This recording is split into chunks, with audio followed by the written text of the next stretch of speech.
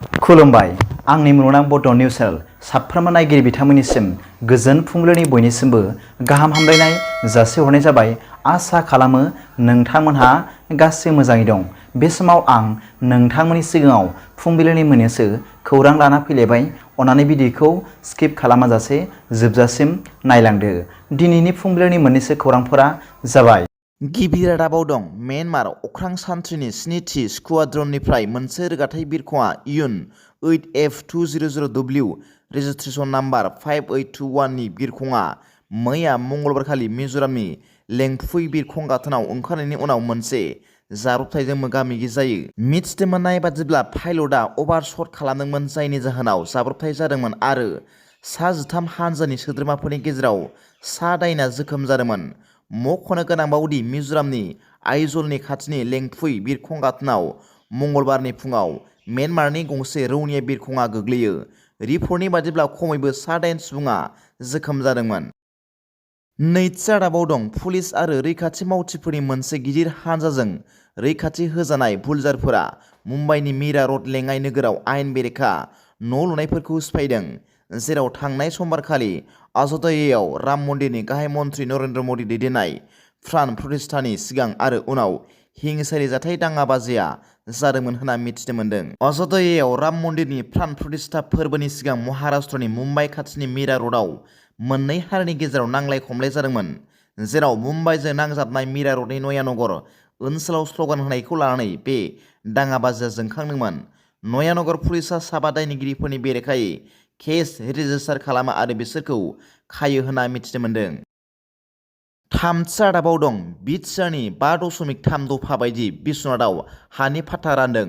मख'नो गोनांदि Assam forest reserve act 2006 नि जोहै बिश्वनाथ जिल्लायाव मैया फिन BTR गोजोन गोरोबथानि 5.3 दफानि गेजेरजों 3669 नखरनो हानि फोरमान बिलाइ राननानै होदों।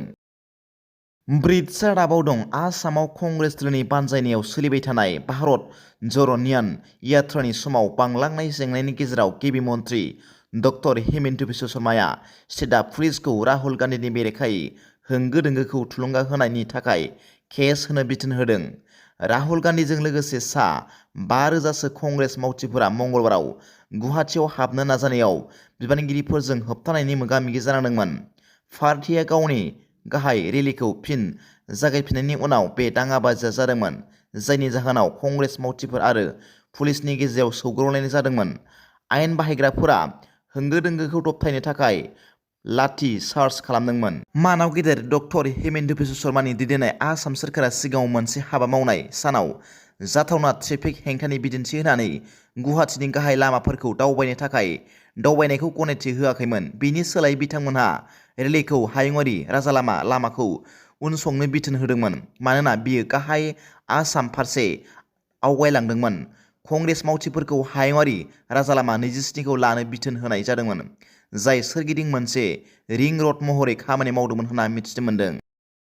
बाथि रादाबाव दं थांनाय समबारखालि आसाम केबिनेटनि जथुम्मायाव 1705 आसामनि प्रभिन्सियेलाइज जानाय फरायसालिमाफोरनि लेङाइ फोरोंगिरिफोरनि साख्रिखौ प्रम'सन खालामनो थाखाय आसाम केबिनेटआ गनायथि होदों होनना मिथिनो मोन्दों। केबिनेटआ मिथिहोदों दि प्रभिन्सियेलाइज फरायसालिमाफोरनि लेङाइ बिबुंगोराफोरनि गोरलैयै जौगानायनि थाखाय गनायथि होजानाय बिनायसाफोरखौ सोरखारनि राहा बायदियै जौगाहोनाय जागोन, जेराव 8 नबेम्बर 2023 आ उदायथि काट अफ जागोन। बियो आरोबाव फोरमायदोंमोन दि IPR आरो MPR बिबुंथि गथायनायनि गोनांथिखौ बे बिथोनजों रेहाय होनाय जादोंमोन दि गासैबो जौगाहोजानाय बिनायसाफोरा प्रम'सनफोरखौ गोहोम खोख्लैनो थाखाय 30 मार्च 2024 मायथाइनि सिगां बेखौ गथायनांगोन। केबिनेटआ गोसो होनानै बुंदोंमोन दि बियो ओनसोलारि फरायसालिमाफोरनि लेङाइ बिबुंगोराफोरखौ थि समावनो जौगाहोनायखौ रोखा खालामगोन आरो फोरोंनाय आरो बिजिरसंनायनि गुनखौ लाखिगोन होनना मिथिनो मोन्दों। मख'जाथाव बाथ्रा दि BTRनि गासै जौगाखांनायनि थाखाय 78 नं अनसुंथाइनि सिङाव 2023 आरो 2024 मायथाइनि रांखान्थियारि बोसोरनि थाखाय BTCनि नैथि किस्ति हिसाबै 400 कौटि रां गनायथि होनो थाखाय थांनाय समबाराव जानाय केबिनेट जथुम्मायाव थांखि लानाय जादों होनना मिथिनो मोननाय जादों। दिनैनि फुंबिलिनि मोननैसो खौरांफोरा दा बेखिनिल'मोन। भिडिअखौ मोजां मोनदोंब्ला आंनि बे मुलुगनां बड' निउस चेनेलखौ अन्नानै साबस्क्राइब खालाम आरो बेल आइकनआवबो थुनानै ला, जाहाथे आं गोदान निउस आपडेट लानानै फैब्ला नोंथांनियाव सिगांग्रो नटिफिकेसन सौहैयो। दा बेलासिनि रादाबाव नोंथांमोनखौ आंनि बे चेनेलाव गासैखौबो बरायहरनाय जाबाय। गोजोन्थों। एसेनोसै। जै बर' हारिनि जै।